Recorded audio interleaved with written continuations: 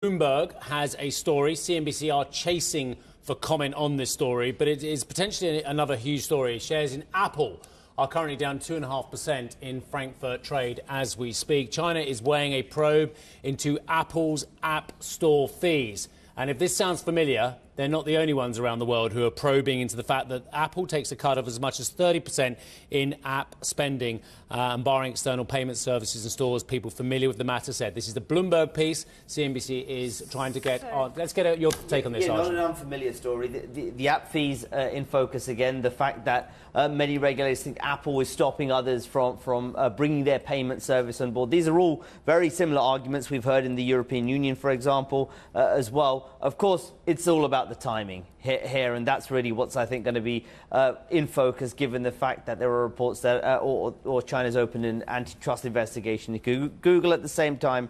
There are reports is also weighing looking into Intel. So a lot of the big US tech companies now under the spotlight from Chinese regulators at a time where tensions with the US are ramping up. This is not Alphabet, though. Very different business models, and Apple does have a large presence in China. The App Store, the second biggest for Apple. I believe the problem here is that it doesn't break down revenues for the App Store in China, so we don't know exactly what we're dealing with in terms of any impact.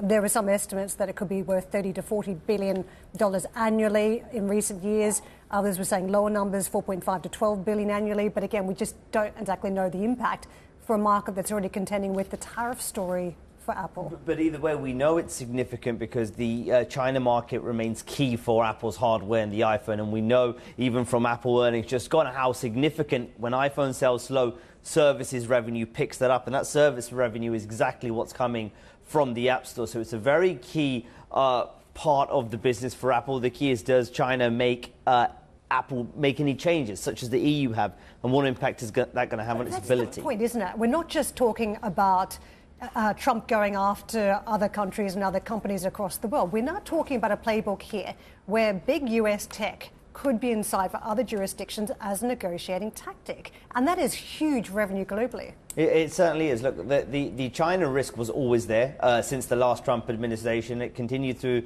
the Biden administration. But China really hasn't acted on anything in terms of scrutiny on these US companies. It's made some noises, but you are seeing just news flow over the past few days in terms of some of the largest US corporates in China being the subject now of the Chinese regulation.